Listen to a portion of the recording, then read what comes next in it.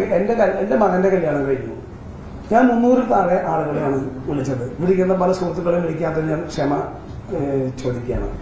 ഞാൻ ആദ്യം ഒരു 15 വർഷം MLA, 5 വർഷം MP, തൃശ്ശൂർ DCC പ്രസിഡന്റും APCC സെക്രട്ടറിയൊക്കെ ഇരുന്ന ആളാണ്.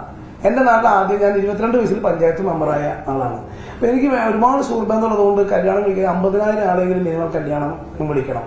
ഞാൻ ആദ്യം ആലോചിച്ചു എൻ്റെ നാട്ടിലെ ബീച്ചിൽ കടപ്പുറത്ത് ഒരു കല്യാണം നടത്തിയാലോ എന്ന് ആലോചിച്ചു.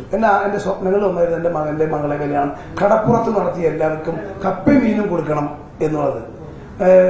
അതായത് എൻ്റെ ഒരു ആഗ്രഹം.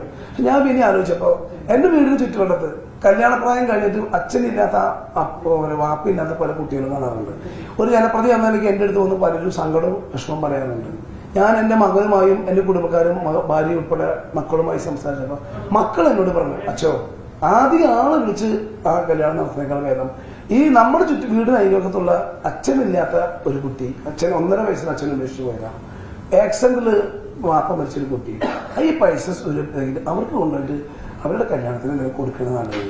എൻ്റെ മക്കളുടെയും എൻ്റെ ഭാര്യയുടെയും തീരുമാനം ഞാൻ ശിരസ വഹിച്ചു. എനിക്ക് തോന്നിയത് ശരിയാണ്.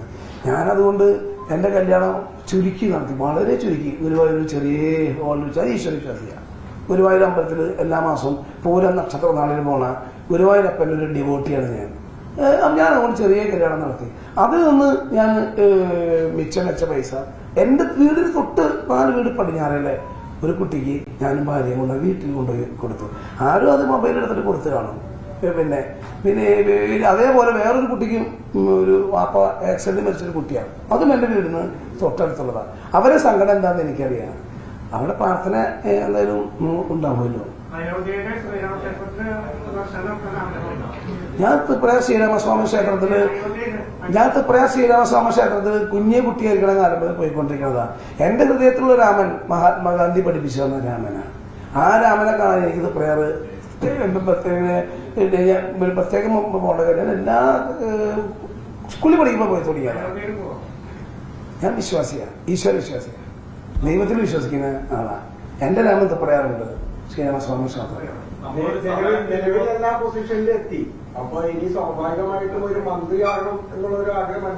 ഒരിക്കലും അഞ്ജുവിന്റെ ചോദ്യവും ഈ ചോദ്യവും തമ്മിൽ കൂട്ടിമുട്ടുന്നില്ല എങ്കിൽ പോലും പലതും വരികൾക്കിടയിൽ വായിക്കാം. ഞാനൊരു സാധാരണക്കാരനാണ്. എനിക്ക് ഇതുവരെ എത്താൻ പറ്റിയത് ഞാൻ പറഞ്ഞില്ലേ, ഞാൻ വളരെ പാവപ്പെട്ട ഒരു വീട്ടിൽ ജനിച്ചാണ്.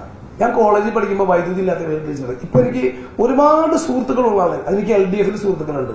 എന്റെ കൂടെ SFI എന്നെ പഠിച്ച SFI സ്നേഹിതന്മാരുണ്ട്, AISF സ്നേഹിതന്മാരുണ്ട്, ABVP സുഹൃത്തുക്കളുണ്ട്. ഞാൻ സ്കൂളിലും കോളേജിലും പഠിച്ചപ്പോൾ ആ സുഹൃത്തുക്കളുടെ എല്ലാവരും സ്നേഹം കൊണ്ടും സഹായം കൊണ്ടും ഞാൻ ഒരു ഓലക്കുടിയിൽ ജനിച്ചത് എനിക്ക് കയറി കിടക്കാൻ നല്ല വീടൊക്കെ ഫ്രണ്ട്സ് പെടുത്തുന്നതാണ്. വണ്ടി വാങ്ങിച്ചു തന്ന സുഹൃത്തുക്കളുണ്ട്.